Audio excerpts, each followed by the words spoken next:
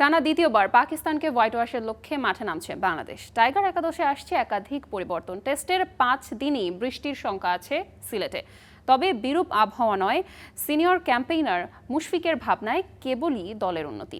অন্যদিকে টানা ব্যর্থতায় সমালোচনায় জর্জরিত পাকিস্তানের লক্ষ্য সিরিজে সমতা। 3 পরিবর্তন নিয়ে মাঠে নামতে পারে তারা। সিলেটে ম্যাচ শুরু সকাল 10টায়। মাহবুব রিমনের প্রিভিউ, ছবি তুলেছেন ইখতিয়ার মাহমুদ। দুটি পাতা একটি কুড়ি পূর্ণভূমি সিলেটে শেষ বিকেলে যেন একটুকু স্বস্তি পাকিস্তান দলের। সারাদিন দফায় দফায় বৃষ্টি, বাক্সবন্দি ক্রিকেটাররা মাঠে অনুশীলন তো দূরের বাতিঘর, উইকেট দেখারও সুযোগ নাই। শেষ পর্যন্ত আবহাওয়ার উন্নতিতে সায়ান্নেই মিলেছে সেই সুযোগ। তাই তো খুঁটে খুঁটে ধরন বোঝার চেষ্টা সরফরাজ, বাবর, রিজওয়ানদের।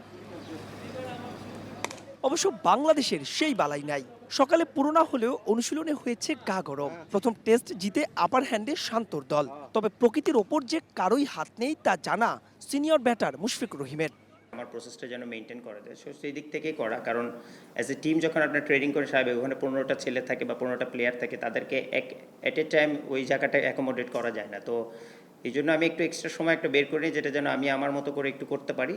কারণ আমি চাই না আমার কারণে অন্য কোনো একটা প্লেয়ার অনেকক্ষণ ধরে ওয়েট করছে বা 1-1.5 ঘন্টা সে নেটে যেতে পারছে না। তো জাস্ট এই জন্য এটা করা। এ ম্যাচে জয় পেলে টেস্ট সাইকেলের পয়েন্ট টেবিলে 4 নম্বরে উঠে যাবে টাইগাররা। সঙ্গে এশিয়ার প্রথম দল হিসেবে টানা 4টি টেস্টে হারের স্বাদ দেবে পাকিস্তানকে। মুশফিক বলছেন, সাদা পোশাকেও যে বাংলাদেশ উন্নতি করছে এগুলো তারই প্রমাণ। এটা অবশ্যই অনেক বড় একটা অ্যাচিভমেন্ট হবে।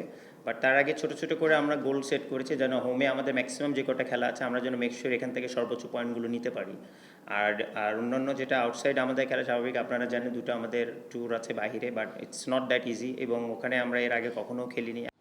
অন্যদিকে বাবর আজমের ফেরাটা কিছুটা হলেও স্বস্তি দেবে পাকিস্তানকে। একাদশে ফিরতে পারেন খুররাম শেহজাদও। সুতোয় ঝুলছে অধিনায়ক শান মাসুদের ভাগ্য। নেতিবাচক ফল একই পরিণতির দিকে ঠেলে দিতে পারে হেড কোচ সরফরাজকে। তবে ওসব নয়, আপাতত তার ভাবনায় শুধুই ম্যাচ। সাদমানের ইনজুরিতে সাদা জার্সিতে তানজিদ তামিমের অভিষেক প্রায় নিশ্চিত। এ ম্যাচেও বাংলাদেশ খেলবে 3 পেসার নিয়ে। সেক্ষেত্রে ফিরছেন শরীফুল, অপেক্ষা বাড়ছে নাইম হাসানের। মাহবুব রিমন, স্টার প্লে, সিলেট।